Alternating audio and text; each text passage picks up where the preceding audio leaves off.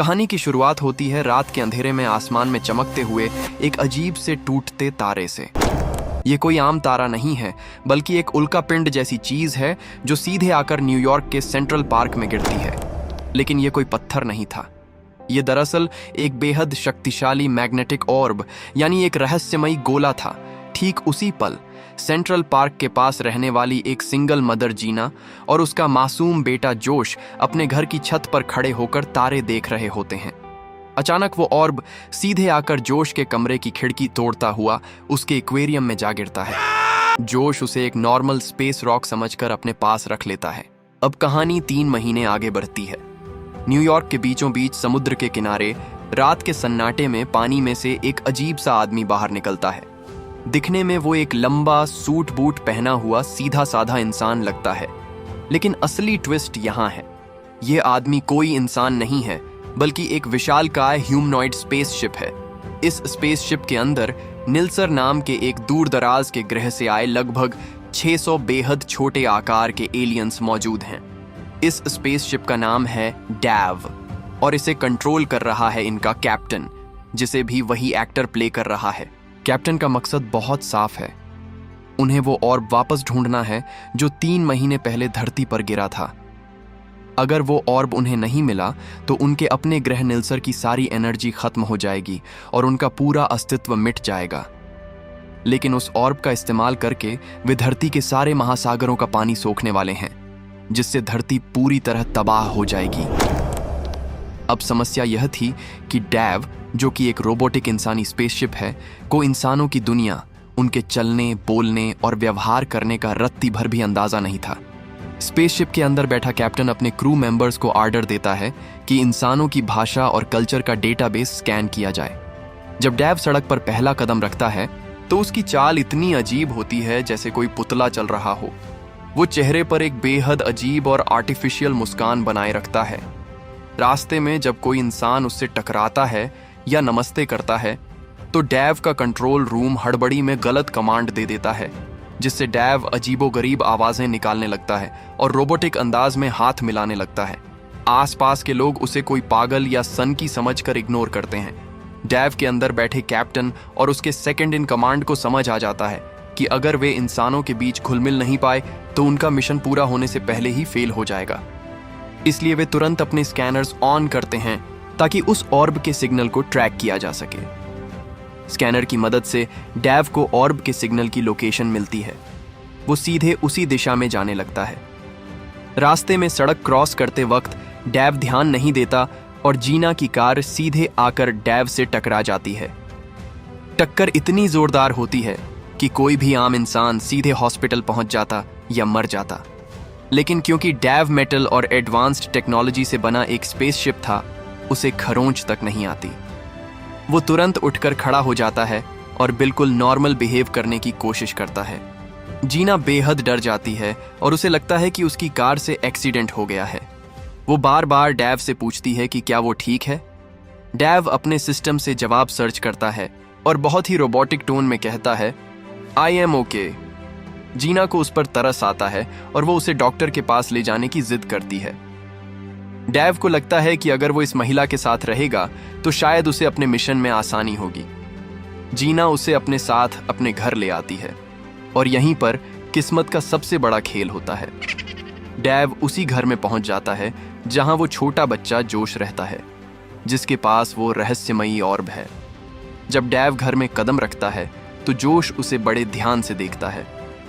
जोश को लगता है कि यह आदमी कुछ तो अलग है, क्योंकि डैव का बर्ताव आम इंसानों जैसा बिल्कुल नहीं था। डैव घर के अंदर रखी चीजों को देखता है, जैसे टीवी, खाना और इंसानी इमोशंस। डैव का क्रू अंदर बैठकर इंसानों के रोने, हंसने और प्यार करने के तरीकों का डेटा कलेक्ट करने लगता है। जीना के घर पहुंचने के बाद डैव का कैप्टन तुरंत अपने क्रू को पूरे घर को स्कैन करने का हुक्म देता है ताकि उस ऑर्ब का सही स्थान पता लगाया जा सके। डैव की आंखें कैमरे की तरह काम कर रही होती हैं। वो कमरे की हर एक चीज को स्कैन करना शुरू करता है, लेकिन यहाँ डैव के लिए सबसे बड़ी मुसीबत बनते हैं इंसानी खाने की चीजें और घर के छोटे छोटे नियम। जब जीना डैव को खाने के लिए कुछ देती है तो डैव के अंदर का क्रू सोच में पड़ जाता है कि इस ठोस चीज का क्या करना है। कैप्टन आदेश देता है, इंसानी खाना अंदर लो। डेव खाने को चबाने की कोशिश करता है, लेकिन क्योंकि उसके पास इंसानी पाचन तंत्र नहीं था, सारा खाना अंदर लगे प्रोसेसिंग क्रशर में जाता है। अंदर के छोटे एलियंस उस कचरे को साफ करने में पसीने पसीने हो जाते हैं। इसी बीच डेव को बाथरूम जाना पड़ता है, लेकिन डेव को क्या पता कि वेस्ट प्रोडक्ट बाहर निकालने का सही तरीका क्या है। डेव के पिछले हिस्से से अचानक सिक्कों की तरह कागज और कचरा बाहर निकलने लगता है, जिसे देखकर डेव खुद भी अजीब एक्सप्रेशन देता है। तभी डेव की नजर जोश के कमरे में रखे उस एक्वेरियम पर पड़ती है। सेंसर तुरंत अलर्ट बजा देते हैं, ऑर्ब लोकेटेड। कैप्टन और उसका क्रू खुशी से झूम उठते हैं। ऑर्ब बिल्कुल डेव के सामने था, लेकिन समस्या यह थी कि जोश उस ऑर्ब को एक पल के लिए भी अकेला नहीं छोड़ दे रहा था। जोश स्कूल में एक बुलिंग की समस्या से जूझ रहा था और वो ऑर्ब को अपना एकमात्र लकी चार्म मान चुका था। अगले दिन डेव फैसला करता है कि वो जोश का भरोसा जीतने के लिए उसके स्कूल जाएगा। स्कूल के मैदान में जोश को कुछ बड्ढे और बदमाश बच्चे परेशान कर रहे होते हैं। वे उसका सामान छीन लेते हैं और उसे चिढ़ाते हैं। जोश पूरी तरह से बेबस नजर आता है। तभी वहां डेव की एंट्री होती है। डेव को देखकर वो बदमाश बच्चे उसका भी मजाक उड़ाने लगते हैं। डेव के कंट्रोल रूम में कैप्टन अपने सेकंड इन कमांड से पूछता है, ये छोटा इंसान क्या करने की कोशिश कर रहा है? जब डेव का क्रू डेटाबेस चेक करता है तो उन्हें पता चलता है कि इसे हॉस्टिलिटी या दादागिरी कहते हैं। कैप्टन तुरंत आत्मरक्षक मोड ऑन करने का आदेश देता है। डेव बिना पलक झपकाए उस बदमाश लड़डिचके की तरफ बढ़ता है। लड़डिचका डेव को पंच मारने की कोशिश करता है, लेकिन डेव का शरीर मेटल का था। जैसे ही लार्डिएचके का गुस्सा डेव के चेहरे पर लगता है, डेव को तो कुछ नहीं होता, उल्टा उस लार्डिएचके का हाथ सूज जाता है। इसके बाद डेव बहुत ही रोबोटिक अंदाज में उस लार्डिएचके को हवा में उठाता है और दूर फेंक देता है। यह देखकर पूरे स्कूल के बच्चे हैरान रह जाते हैं। जोश की नजरों में डेव रातों रात एक सुपर हीरो बन जाता है। जोश पहली बार खुश होता है और डेव को गले लगा लेता है, लेकिन असली कहानी तो अब शुरू होती है। जैसे जैसे डेव यानी उसके अंदर के 600 एलियंस इंसानों के बीच ज्यादा वक्त बिताते हैं, उनका क्रू इंसानी भावनाओं और संस्कृति से प्रभावित होने लगता है। क्रू मेंबर्स जो पहले सिर्फ मशीनों की तरह काम करते थे और इमोशंस को बेवकूफ़ी मानते थे, अब वे टीवी पर संगीत सुनने लगते हैं, डांस देखने लगते हैं और इंसानों के कप डीडीहों के फैशन को फॉलो करने लगते हैं। डेव का नंबर 3, जो कि एक महिला एलियन थी, जब जीना को अपने बेटे जोश के प्रति इतना प्यार और केयर दिखाते हुए देखती है तो उसके दिल में भी ममता और प्यार जैसी भावनाएं जागने लगती हैं। दूसरी तरफ डेव के क्रू के कुछ सिक्योरिटी गार्ड्स इंसानी शराब, फास्ट फूड और पॉप म्यूजिक के दीवाने होने लगते हैं। वे काम छोड़ देकर अंदर ही डांस करने लगते हैं, जिससे डेव का बॉडी बैलेंस बिगड़ने लगता है और वो सड्डेचिक पर चलते चलते अचानक अजीब डांस मूव्स करने लगता है। यहां तक कि खुद कैप्टन भी बदल रहा था। जब जीना डेव को एक आर्ट गैलरी में ले जाती है और उससे कला और भावनाओं के बारे में बात करती है, तो कैप्टन को एहसास होता है कि इंसान उतने बुरे या बेवकूफ नहीं हैं जितना उनका ग्रह निल्सर सोचता था। इंसान प्यार करना जानते हैं, एक दूसरे की परवाह करते हैं। कैप्टन के मन में यह सवाल उठने लगता है, क्या अपने ग्रह को बचाने के लिए धरती के सारे महासागरों को सुखाकर इन मासूम इंसानों को मारना सही होगा?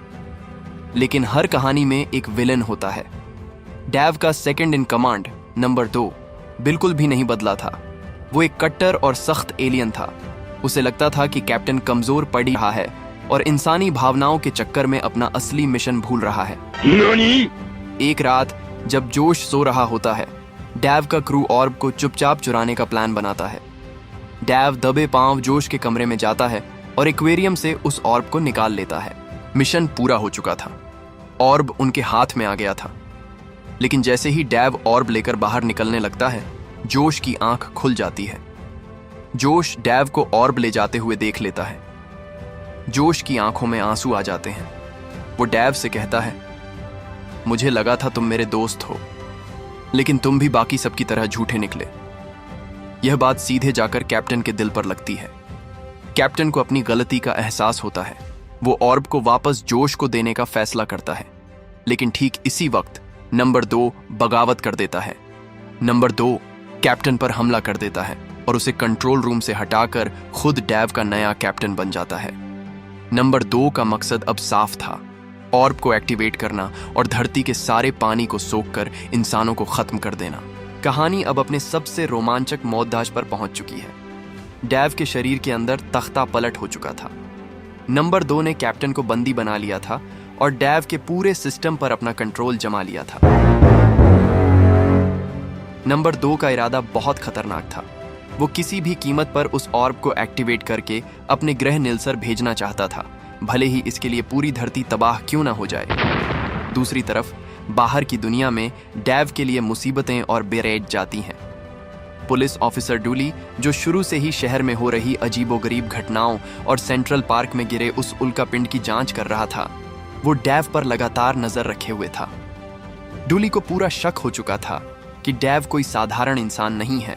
डूली डैव का पीछा करते हुए उसी जगह पहुंच जाता है जहां डैव ऑर्ब को एक्टिवेट करने के लिए पावर स्टेशन की तरफ BRH रहा था। नंबर 2 बेहद बेरहम था। जब पुलिस अधिकारी डूली डैव को रोकने की कोशिश करता है तो नंबर 2 डैव के लेजर गन्स और अटैक वेपन्स ऑन कर देता है। डैव रोबोटिक अंदाज में पुलिस वालों पर हमला करने लगता है और गाड़ियों को खिलौनों की तरह उठाकर फेंकने लगता है। शहर में भगदड़ मच जाती है। लोगों को समझ नहीं आ रहा था कि कल तक सीधा साधा दिखने वाला यह आदमी अचानक एक तबाही मचाने वाला मॉन्स्टर कैसे बन गया। जब डैव बाहर तबाही मचा रहा होता है तब डैव के कंट्रोल रूम के अंदर एक दूसरी ही जंग चल रही होती है। कैप्टन, जो अब तक जेल में बंद था, उसे समझ आ जाता है कि अगर उसने नंबर 2 को नहीं रोका तो मासूम इंसान और उनका यह सुंदर ग्रह हमेशा के लिए मिट जाएंगे। तभी डैव की महिला ऑफिसर नंबर 3, जिसे इंसानी प्यार और भावनाओं का एहसास हो चुका था, वो चुपके से जाकर कैप्टन को आजाद करवा लेती है। इतना ही नहीं, क्रू के बाकी मेंबर्स जो इंसानी म्यूजिक, डांस और खुशियों का मजा छक चुके थे, वे भी कैप्टन के साथ खैडी हो जाते हैं। कंट्रोल रूम के अंदर ही एलियंस के बीच एक जबरदस्त फाइट शुरू हो जाती है। एक तरफ नंबर 2 और उसके वफादार गार्ड्स थे, तो दूसरी तरफ कैप्टन और उसका क्रू। छोटा कैप्टन अपनी समझदारी का इस्तेमाल करते हुए नंबर 2 को चकमा देता है और कंट्रोल रूम के मेंटेनेंस केबल के जरिए डैव की मुख्य कमांड सीट तक पहुंच जाता है। कैप्टन एक बार फिर डैव का कंट्रोल अपने हाथों में ले लेता है और नंबर 2 को बांधकर अलग कर देता है। कैप्टन तुरंत डैव के अटैक मोड को ऑफ कर देता है। डैव बीच पर ही अचानक शांत होकर रुक जाता है, जिससे पुलिस और आसपास के लोग हैरान रह जाते हैं। लेकिन समस्या अभी खत्म नहीं हुई थी। नंबर 2 ने पकड़े जाने से ठीक पहले ऑर्ब का काउंटडाउन शुरू कर दिया था। ऑर्ब एक्टिवेट हो चुका था और वो तेजी से उड़ता हुआ न्यूयॉर्क के बंदरगाह की तरफ जाने लगता है, जहां से वो समंदर का सारा पानी सोखने वाला था। कैप्टन बिना एक सेकंड गंवाए डैव को ऑर्ब के पीछे दौड़ ढाता है। डैव अपनी पूरी ताकत लगाकर पानी की तरफ भागता है। जीना और उसका बेटा जोश भी पुलिस की गाड़ी में डैव का पीछा करते हुए वहां पहुंचते हैं। बंदरगाह पर पहुंचकर डैव छलांग लगाता है और हवा में ही ऑर्ब को पकड़ लेता है। लेकिन ऑर्ब की पावर इतनी ज्यादा थी कि डैव का पूरा सिस्टम ओवरहीट होने लगता है और डैव का शरीर पानी में जा गिरता है। पानी के अंदर डैव, कैप्टन, अपनी पूरी जान लगाकर ऑर्ब के पावर सोर्स को डिकूपल यानी डिस्चार्ज कर देता है। ऑर्ब की तबाही मचाने वाली एनर्जी हमेशा के लिए खत्म हो जाती है और पृथ्वी का विनाश टल जाता है। लेकिन इस प्रक्रिया में डैव की सारी बैटरी और पावर पूरी तरह खत्म हो जाती है। डैव का विशालकाय इंसानी शरीर पानी के नीचे एकदम बेजान होकर बैठ जाता है। जोश और जीना ये सब देखकर रोने लगते हैं। जोश चिल्लाकर डैव को जगाने की कोशिश करता है। अंदर कंट्रोल रूम में कैप्टन देखता है कि उनके पास अब इतनी पावर भी नहीं बची कि वे डैव को दोबारा स्टार्ट कर सकें। लेकिन तभी डैव के क्रू मेंबर्स एक नया आइडिया निकालते हैं। वे अपनी बची कुची छोटी छोटी बैटरियों और पावर सोर्सेज को जोड़कर डैव के इमरजेंसी बैकअप को रीस्टार्ट करते हैं। धीमे धीमे डैव की आंखें दोबारा जलती हैं। डैव पानी से बाहर आता है। जोश और जीना खुशी से झूम उठते हैं। तभी वहां अमेरिकन मिलिट्री और गवर्नमेंट के जेट्स आ जाते हैं। वे डैव को घेर लेते हैं और उसे एक खतरनाक एलियन मानकर सरेंडर करने को कहते हैं। कैप्टन जानता था कि अब इस विशालकाय डैव स्पेसशिप के साथ धरती पर रहना मुमकिन नहीं है, इसलिए कैप्टन एक फैसला लेता है। डैव का मुंह खुलता है और कैप्टन अपने क्रू के साथ एक बेहद छोटे गोल एलियन एस्केप पॉड में बाहर आता है। कैप्टन जाने से पहले जीना और जोश से बात करता है। वो जोश को शुक्रिया कहता है कि उसने उन्हें सिखाया कि दोस्ती, प्यार और इंसानी भावनाएं कितनी खूबसूरत चीज होती हैं। जोश भी कैप्टन को अपना सच्चा दोस्त मानता है। कैप्टन और उसका क्रू उस छोटे स्पेसशिप में बैठकर अपने ग्रह निल्सर की तरफ वापस उड़ जाते हैं, जहां वे जाकर अपने लोगों को सिखाएंगे कि तबाही मचाने से बेहतर एक दूसरे से प्यार करना है। और जो डैव का बड़ा इंसानी शरीर था, उसे सरकार रिसर्च के लिए सुरक्षित रख लेती है। कहानी के बिल्कुल आखिरी सीन में दिखाया जाता है कि डैव के शरीर का एक छोटा सा हिस्सा, यानी उसका वो बागी नंबर 2, अभी भी धरती पर ही एक जूते के अंदर छुपा हुआ है और बड़बड़ा रहा है, जिससे यह मजेदार मूवी एक प्यारे से मैसेज और हंसी के साथ खत्म हो जाती है। तो दोस्तों, ये थी 2008 की मजेदार science fiction comedy film Meet Dave. कैसे 600 छोटे एलियंस ने एक इंसान का रूप धरकर पूरी दुनिया को बचाया और खुद भी इंसानी प्यार को समझा। अगर आपको यह मूवी एक्सप्लेनेशन पसंद आई हो तो वीडियो को लाइक जरूर करें, अपने दोस्तों के साथ शेयर करें और ऐसे ही मजेदार और यूनिक मूवी एक्सप्लेनेशंस देखने के लिए आप हमारे चैनल और आवर्स को सब्सक्राइब कर लीजिए। मिलते हैं अगली धमाकेदार मूवी एक्सप्लेनेशन के साथ। तब तक के लिए बाय बाय और टेक केयर।